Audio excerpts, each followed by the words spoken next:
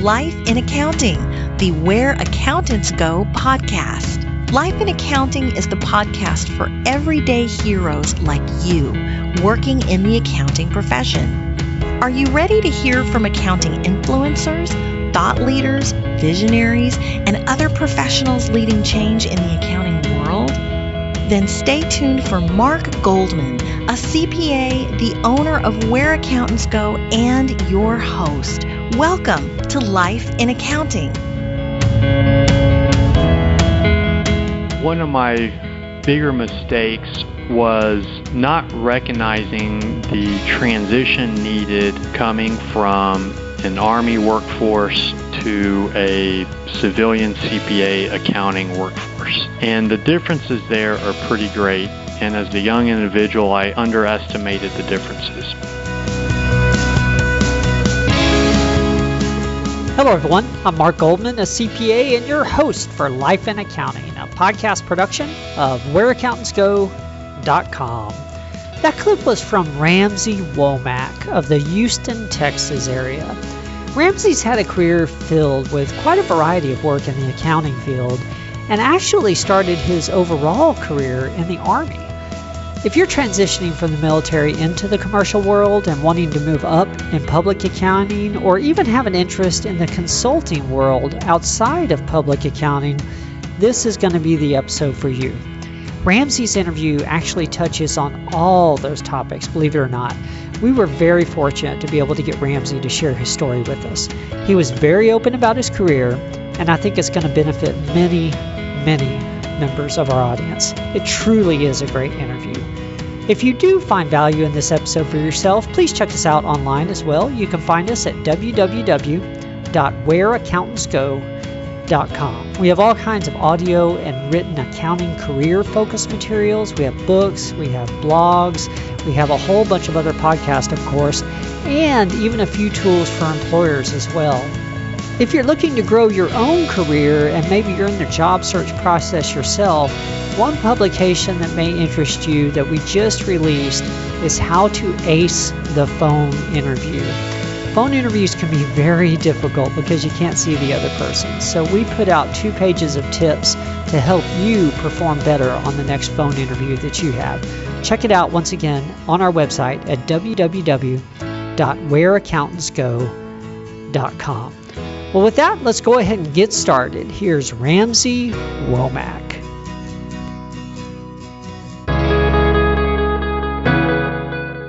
Well, hello, Ramsey. Thanks for making the time for us today. Well, thanks, Mark. I appreciate you having me on your show here. No problem. No problem at all. Well, for the audience, we have Ramsey Womack on the line today, and I met Ramsey initially because we have something in common. We both volunteer some of our time with the State CPA Society, and when I came across a little more information online about his background, I wanted to go ahead and invite him on the show because his background actually fills a few gaps for us. We've had people with successful careers in the public accounting space before, of course, which Ramsey has had, but we haven't touched very much on the consulting services space and definitely not enough on military transitions into the commercial world either. We've had a couple episodes that touched on that transition, but not quite enough, and I wanted to get into that in more depth. So, Ramsey, we've got a lot to cover, but I definitely want to start at the beginning like we do with all our guests. What initially led you to consider that accounting might be a good career choice in the first place? Well, I guess it was a pretty easy decision for me, given the fact that I was essentially just born into it. My grandfather's a CPA, his brother's a CPA, my dad's a CPA, his brother's a CPA, and so I just thought that's the path I was supposed to go, and ever since I was a kid, I had wanted to follow my dad's footpaths and be a CPA. In fact, I remember getting my first W-2 from my first job and looking at how to do my taxes, and I go to my dad, who's a tax CPA, and I ask him, for help and guidance on filling out my first tax return. And his response was pretty plain and simple, and you want to be a CPA someday, figure it out, go learn. And so I just called his tax partner and asked his partner for help, and that's how I got my first tax return done. So pretty much out of high school, I knew that's what I wanted to do. When I went to school, accounting was my first major, and I never changed from there. One thing I did do different from the traditional accounting student is I also was always interested in joining the Army. So coming out of high school, I got an ROTC scholarship, which paid for 3 years of school, tuition and books, and I concurrently did the ROTC program while I was in school. After school, I would owe the Army a period of service, whether it be active duty or reserve. Okay, I was curious about that because that's what you did immediately after college, correct? Immediately after college. My path is started out very traditional, where you go to college, you get your accounting degree, you work on the 5-year program, you get your bachelor's and master's, you do an internship. At the time, I did mine with Arthur Anderson. And where I varied was I went active duty right after getting my master's. It was kind of interesting with the Army because the Army commissions you into the Army, and you go into the Army as soon as you get your undergraduate degree. So I was able to work with Texas A&M and the dean there and my professors there to hold off one Anthropology 205 class for my very last semester. So my 5th year at A&M, I got my bachelor's and master's on the exact same day, so that I then got my commission in that very same month and got to sit for the CPA exam all in the same month. I was fortunate to have the dean write to the state board to say that I effectively had a bachelor's, which allowed me to sit for the CPA exam that May and got to do it all at once. That is amazing. All that coordination. Wow, you're a planner. For sure. It definitely took some planning, especially taking not only a bachelor's and a master's in 5 years that many other accounting students did, but while in the ROTC, I had to take 3 hours of ROTC every semester, or ROTC class every semester as well, along with Army summer camp. So it did take extra summer school, and it did take extra planning to get it all done, but it was a choice I would make again over and over again because I both enjoyed my time at Texas A&M in the Corps Cadets. I enjoyed my time at Texas A&M at the university. I felt like I got the best of both worlds, where I had the academic value of the accounting department as well as the social development environment of the Corps Cadets and what they call the other education at Texas A&M. Interesting. Now, I don't want this to come out the wrong way. Because I'm not questioning it. I'm just really curious. So I know a lot of people that decided at an early age because of an influencer that they wanted to become an accountant, either in high school or even younger. And actually, I was like that. My dad was a CPA, and that's how I ended up in the profession as well. And I know a lot of people from my personal life that knew they always wanted to serve the country, in one of the branches of the military. I don't know anyone that had both those interests, at the same time. What was it that intrigued you or appealed to you or called to you from the military or specifically the Army? Where did that interest come from? My grandfather had spent a little time in the military, World War II, and the occupation forces.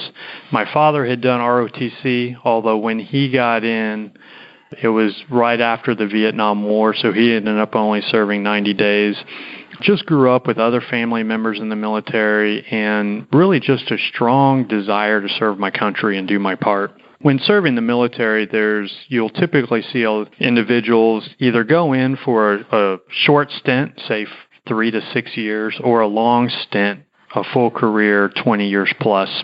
A lot of that is because of the way they do their pension plan. It's kind of ironic how the federal government in 401ks makes everyone be vested legally after 6 years of employment at a company, yet in the Army, it's cliff vesting at 20 years. And that cliff vesting in the pension plan drives individuals to either do short stints or long stints. The old saying goes is once you've been in for 10 years, you're over the hump, you might as well stay for the full 20. So you do see a lot of people following my path of just the 4 years.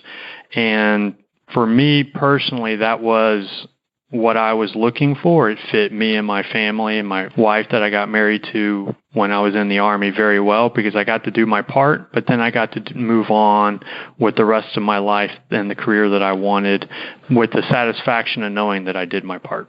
Beautiful. I have to ask, what did you do in the Army? What was your role? Well, what they do with all accounting officers, and they make them maintenance officers.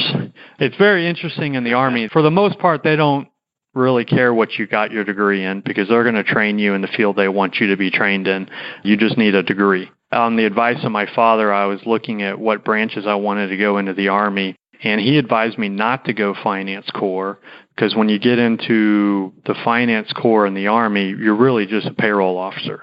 And what I wanted was leadership experience, and if not, leadership experience from combat arms, I wanted some other experience. So when you join the Army as an officer coming ROTC, you put your top 3 choices down, or you put your top 10 choices down, and they try to give you your top 3.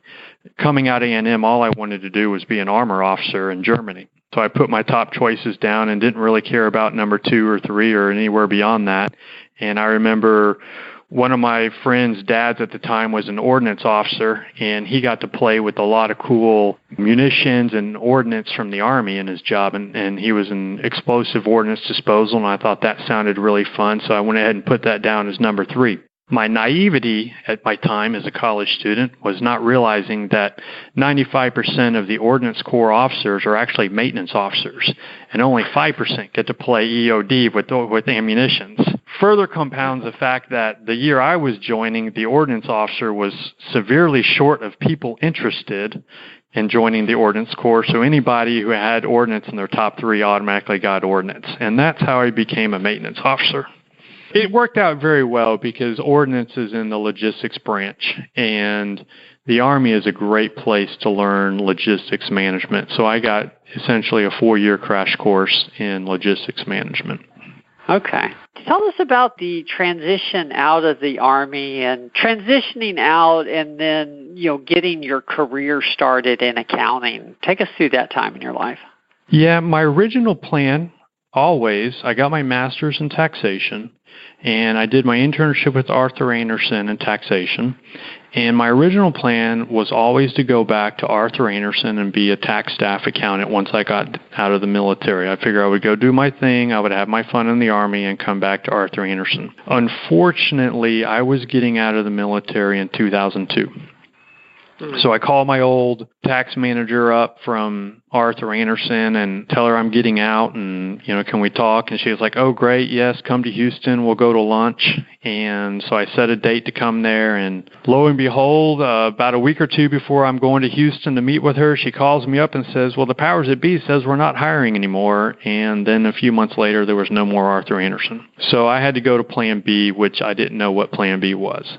And at that time, I was a captain in the Army with my logistics experience and logistics management. It was a pretty strong resume for other opportunities. And so I looked at accounting opportunities, mainly with CPA firms, as well as other opportunities. And it's when I was looking at other opportunities, I realized there's a lot out there. And I signed up with a program with Home Depot, where it's a 2-year store manager program, where after the 2-year program you become a store manager, a general manager of a store. It's 1 year of training, and then 1 year of being an assistant manager, and then you're a store manager. Quite honestly, it paid a lot more than the staff accountant at a CPA firm did. And so I went with that, and I did that for a little over a year. And it took me a little over a year to realize I did not really want to do retail. I loved the people, I loved the work, but in retail, and especially the division I was in at Home Depot, the opportunities were there, but the opportunities weren't there unless you were willing to relocate. And I had come back to the Houston area, and after traveling with the military, I kind of realized that Houston is for me, Texas is for me, and I wanted to stay there. So after about a year in Home Depot, I, through an acquaintance, heard about an opportunity at Fitzroberts. And it was funny because at the time they were saying they were looking for someone with 3 to 5 years experience. And I just kind of offhandedly said, well, if you want someone with 0, give me a call. And then sure enough, a week later, I was hired at Fitzroberts. Okay, you have to tell us the rest of that story. Was there a connection there, or? There was a connection. I did know the person there, and it was really funny because when I went into Fitzroberts, and the connection I had was on the audit side, and he was hiring me for the audit side, and so I came in, and for some reason they had me meet with one of the tax partners there, and the tax partner takes a look at my resume, and he sees that I have a master's in tax, and I have an internship in tax at Arthur Andersen, and he looks at me and goes, "Sure you want audit?" At that time, I had been away from accounting for 5 years, so I knew I was coming back into it, and whether I was relearning audit or relearning tax, it really wouldn't make that much of a difference.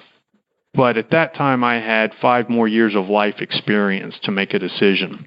Whereas, most students in college, they're trying to decide audit or tax with not much of a frame of reference. And one thing I had learned from the Army is that I really liked getting out and meeting people. I really liked in the military how you switch jobs roughly 1 year. You're doing a new job, you're doing a new challenge, you're doing a new opportunity. And I saw myself as, if I was in tax, it would be, especially at the staff role, it would be one desk, one job, just sitting there, whereas in audit, I can go out into the field, I can meet the different clients, I can see the different operations, and that just appealed a lot more to me. And so it was that time that I made the shift in my career to not go tax anymore and then to go audit. Interesting. I didn't know that. Okay. Were you in audit the whole time? My entire 13 years at Fitzroberts was in the audit department. Okay. Well, before we move on from this period, I want to make sure we get all the insights we can out of this, because you're talking about a time where the economy wasn't all that strong. This is post 2001. The economy is starting to recover in a couple of years after that, but it still was not all that healthy. You are 5 years away from your education at this point. You've worked in 2 other industries, which would cause some employers to say, I wonder if he really wants to be an accountant, What do you feel you did well? Because it sounds like you at least made some connections. What do you feel you did well that led you to be able to be in that office, having that interview? What did you do well about your search back then? Because I really want people that may be in the same situation to benefit from this. It wouldn't even be categorized as a search. And I probably ought to rewind a little bit.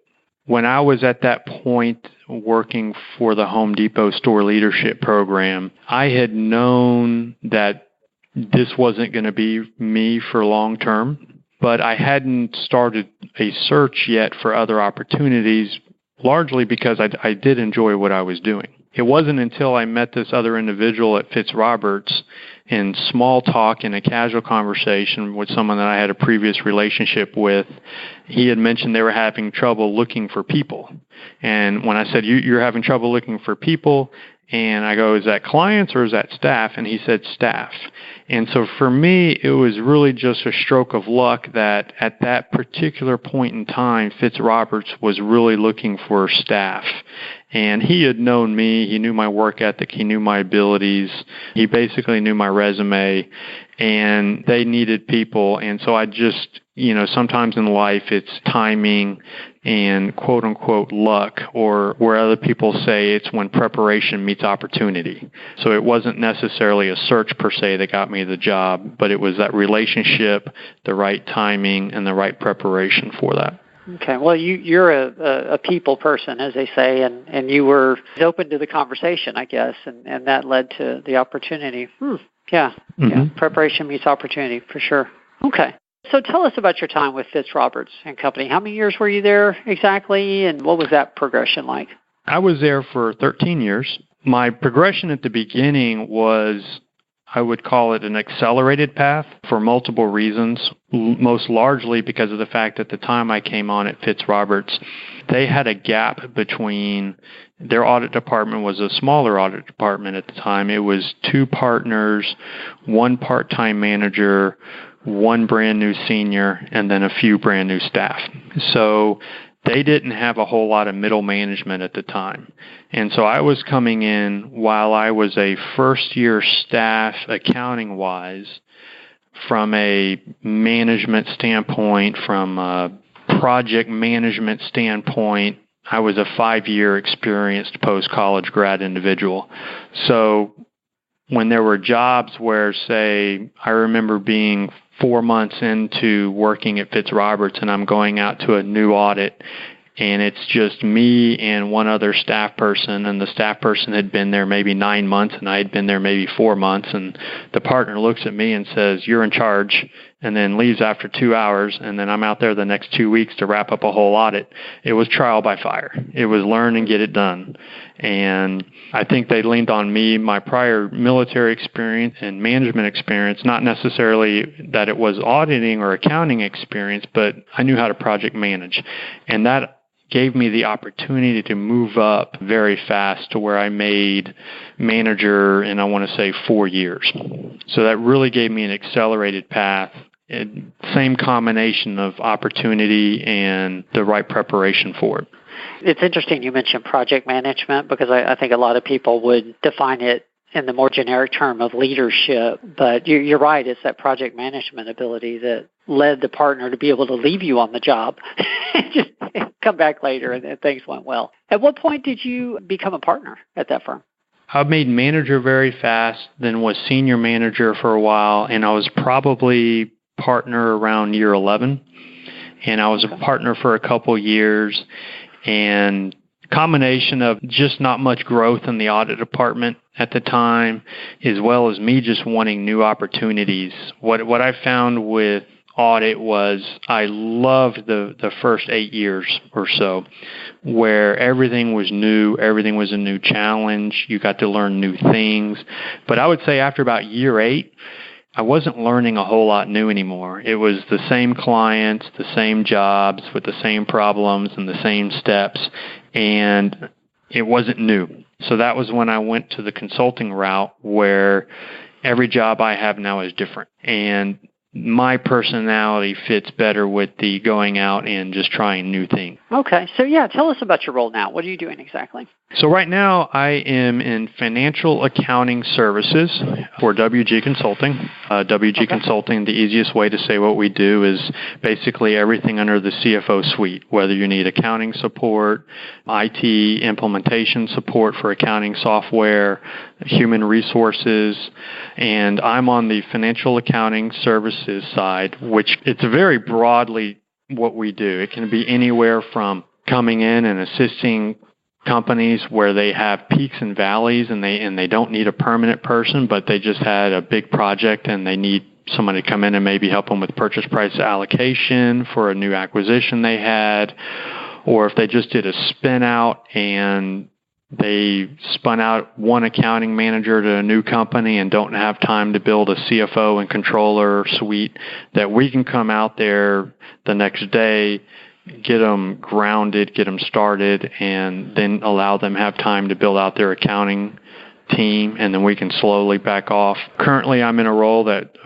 originally was going to be a placeholder role while their CFO left, and I was going to be here 6 to 10 weeks while they looked for a new CFO, and just kind of hold the fort down and train the new CFO when he came in. And that was about 10 months ago. So it really just varies what we do. A permanent 6 to 10 weeks. Everybody asks me how much longer. 6 to 10 weeks. Every week, the answer doesn't change. Wow, interesting. Well, I'm sure that fills your need for variety. Moving around a little bit, that's always new challenges, for sure. I'm curious, do you like the interim CFO kind of work better than the other projects you were mentioning, or do you have a preference, or doesn't matter as long as it's new? My preference is the people I work with more than the work. And as long as I have good people to work with, I'll take on the work challenges. And it's when you have people that are tough to work with that I think it's more of an issue. This is my first time as a technical interim controller / CFO, and I've thoroughly enjoyed it, just to help round out my background, my experience, learn new things, and it's been great. Just finished up this week our audit of the company I'm out at, and it was rather entertaining to be on the other side of the table with the young staff auditor and essentially training him the whole week he was out here. It's fun when you know both sides and definitely. I talk to a lot of people that, feel like the consulting life would be appealing. And, some people obviously it works out very well.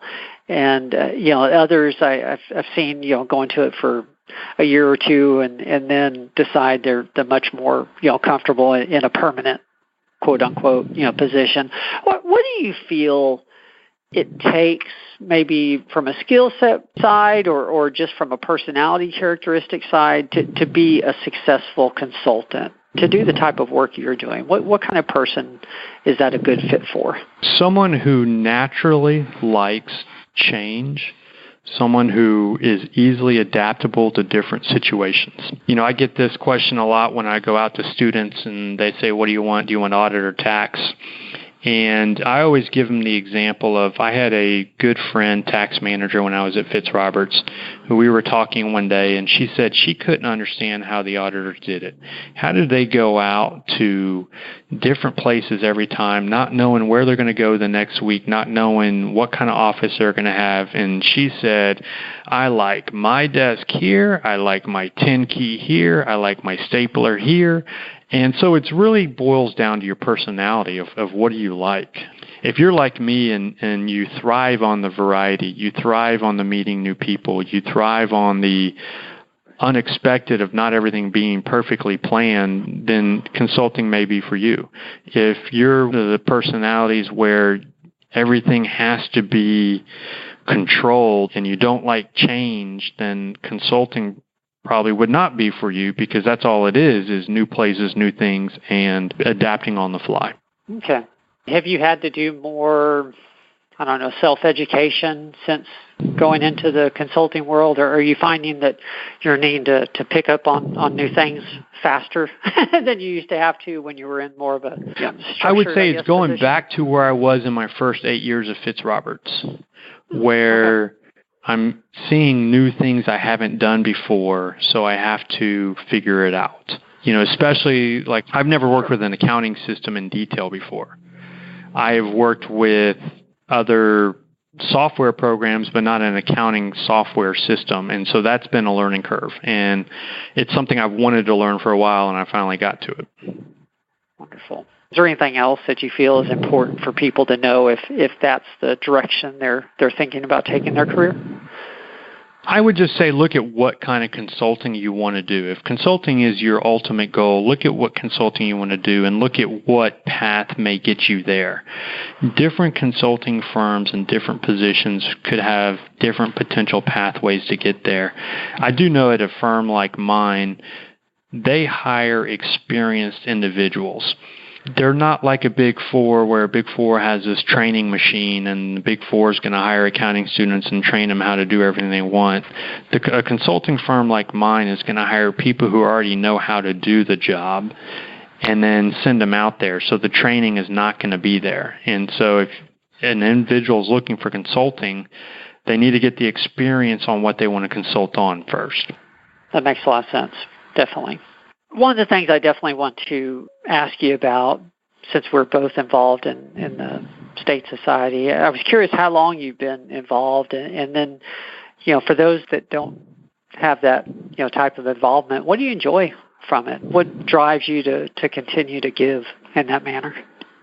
I've been involved at the local level since probably around 2008, and at the state level, I got involved probably around 2011. What I like about it is getting outside of the office and meeting people, meeting fellow peers where you can talk about shop. It's maybe things you can talk about shop with them that you can't talk about shop with the people at your own company, or just getting out and socializing with other peers. That aspect is probably what appeals to me the most. Makes a lot of sense. Yeah, it widens your viewpoint. If you're only in the same environment all the time, even with what you're doing now, consulting, you only get to see a limited number of environments, so to speak. But absolutely, it definitely makes you more well-rounded, I think, as a professional to be involved. Well, there are 3 questions that I end every podcast with, but one more thing before we go down that path. I am curious, given the route your career has taken and all the decisions you made along the way, if you could go back in time and give your younger self just one piece of critical advice, what do you think that might be?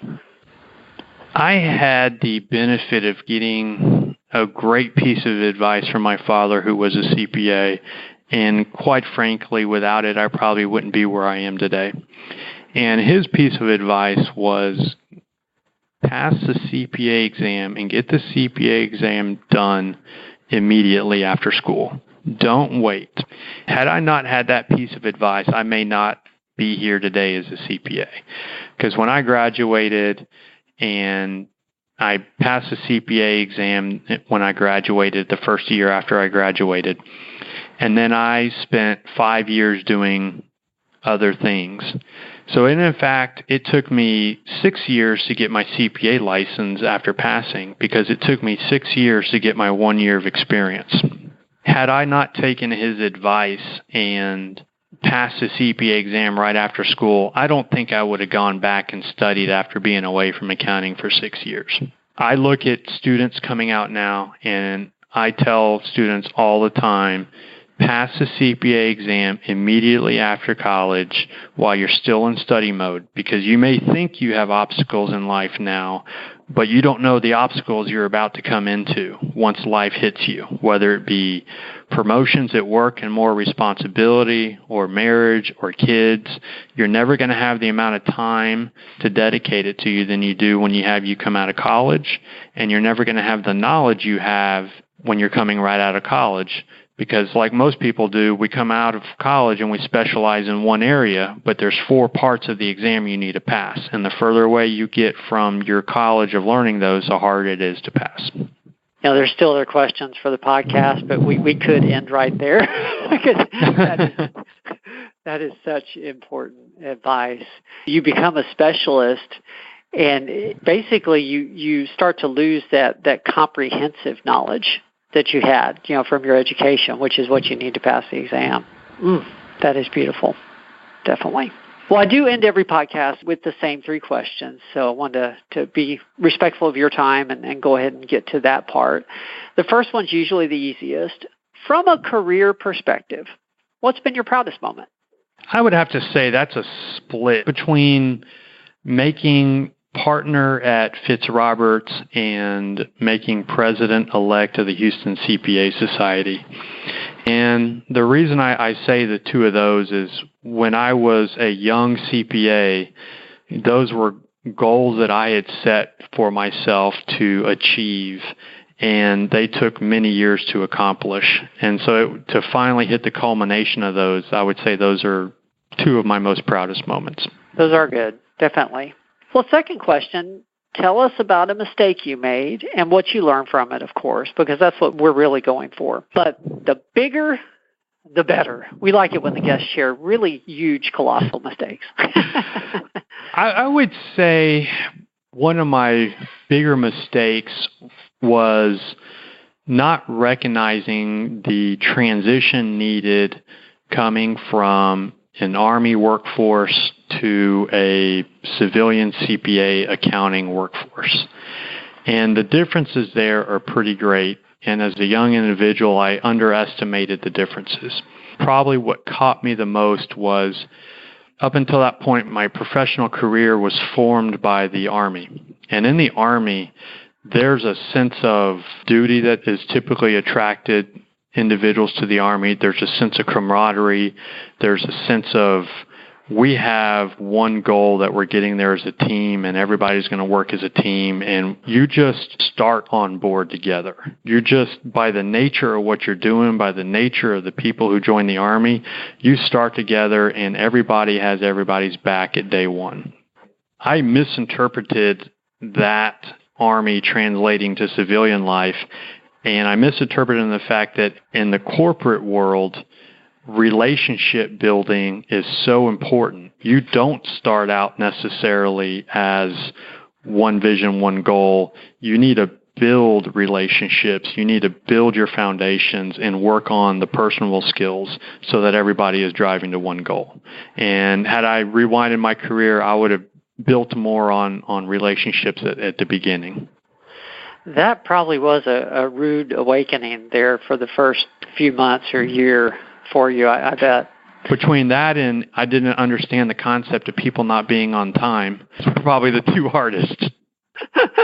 Oh, my gosh, that's too funny. Well, last question, and then we'll go ahead and shut it down. What is the best piece of advice that you have ever received? I would have to go back to the CPA advice that my father gave me to pass the CPA exam. Without that, I wouldn't be sitting here as a CPA today. That makes a lot of sense. And that's great advice to end this on, because it's made a huge difference in your career. And I have to tell you that being a CPA, and I did the same thing. I took it right out of college. It's made a huge difference in my career, definitely as well. Thank you for sharing that. Sure. Well, for our audience, this has been Life in Accounting, a podcast production of WhereAccountants.go.com. If you haven't yet visited our website, please do so. We're going to have the show notes for Ramsey's episode, as well as all our episodes, of course. Plus, we have an extraordinary amount of career-related content these days to help you move your own career forward. That site is WhereAccountants.go.com. We have a blog, we have all the podcasts, we have a couple books and some other publications as well for you. Once again, that's www.whereaccountantsgo.com. Well, thank you, Ramsey, for joining us. I really appreciate you taking the time for this.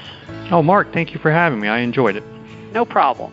Well, thank you to the audience as well for joining us. We will see everyone next week. There's more to come.